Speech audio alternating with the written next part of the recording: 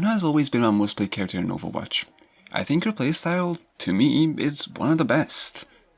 I still consider myself a Hammond main, but I already made a video on him, so this time I'm doing Ana.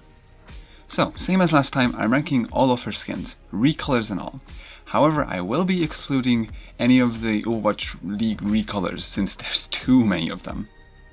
Ana has a default, 4 recolors, 7 epics, and 11 legendary skins. I own all these skins except for one, which we will talk about. Please remember that this list is completely subjective. Our last place is Merciful, and while I usually would rank the rare recolors of a character at the bottom, this skin just doesn't look very good. I mean, some of my favorite skins use it as a base, but as is, I don't like it. Next is a default skin. Honestly, Ana's default skin isn't that great. The colors are just not that interesting, but hey, that's what skins are for. And then we have the 4 recolors, Garnet, Peridot, Citrine, and Turquoise, in that order. These honestly look pretty great for just regular old recolors. Turquoise and Citrine especially stand out, but I also do like Peridot and Garnet. Also, it's really neat that they're named after gens, I really like that. At 17th place is Shrike. Now don't get me wrong, the skin isn't bad. I do like the mask design and the color scheme, but that's about all the skin has to offer. Still, it's a nice skin. Tal is next, and this skin just looks really weird. I like how colorful it is, and the weapon has some cool patterns on it, but what the heck is that mask? It's so creepy. Ghoul just barely makes it above the last one. Because while I love the idea, the skin overall isn't very interesting, especially compared to some of the new ones. It has a nice mask though. Wedget is our first legendary skin on the list. I like this one, honestly. The color scheme is very lovely, but I don't know, it just doesn't work that well overall.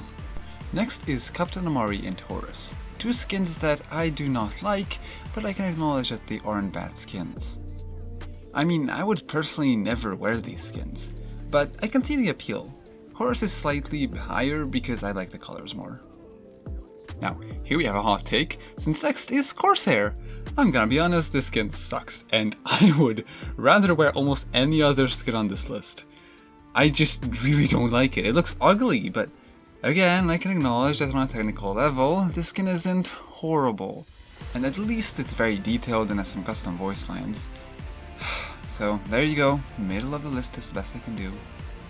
And then we have Wasteland. Now, hold on. I know a lot of people really don't like this one, but honestly, this is definitely her best looking base legendary. I love using this skin. It looks like it's made from scrap, and the person making it has no idea what they were doing. I am very biased, but I really like this skin. 9th place is Pharaoh, and while I don't really like wearing this skin that much, I will say that it is a very good skin. Just personally, I don't like it that much. With that said, the skin is very detailed and the colors are great, and the concept is very unique. I really like the name pun that they did. Mummy. Nice. Next is Horroeris. You know, that Overwatch League one, you don't really see it used often. Or at least not for me. I like some things about this skin, like the claws on her left hand and the feathered cape. The gun is also very unique, but honestly, overall the skin is just a little much. I really dig the asymmetry though. Next we have Bastet, probably the most popular skin. I mean, I get why, she literally has cat ears. The mask looks awesome, and the weapon has some nice patterns on it. Overall pretty good. And then we have probably my most used skin, Gingerbread. I don't know why, but I love this skin. Everything about it makes me feel cozy. Really love the weapon design, and her little apron, I just love using this skin. Alright, now we get to our top 5. And from this point on, I feel like all of these skins are almost equally great. Number 5 goes to Snow Owl, another really popular skin. The mask looks great, and the weapon is a little bulky but still good, and the outfit is just, it's beautiful. Number 4 is Cybermedic. Yeah, you're probably surprised to see an epic skin this high on the list. You see, I really like purple, and not only that, but the skin is animated, and also has the only fully golden sleep gun for Ana. This is probably not the most impressive on a skin, but I don't care, I really like it. My number 3 pick is Sniper. This skin is just super well made. It's very detailed and very different from Ana's original design, yet it still feels like the same character. The weapon is probably the best part. It might be bulky, but it looks so cool.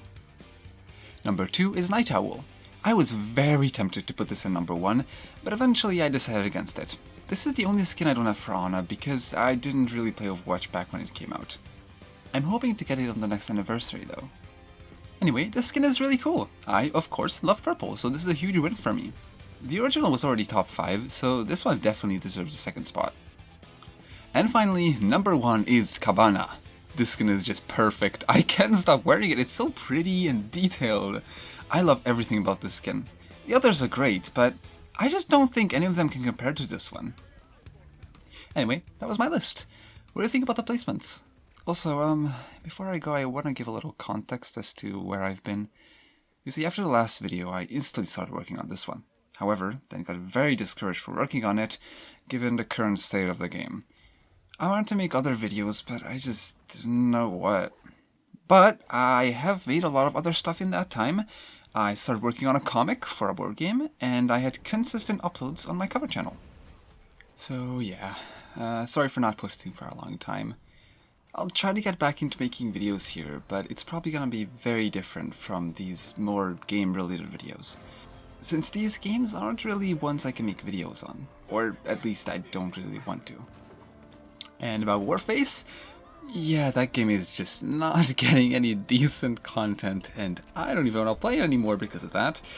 So yeah, I'll see you another time.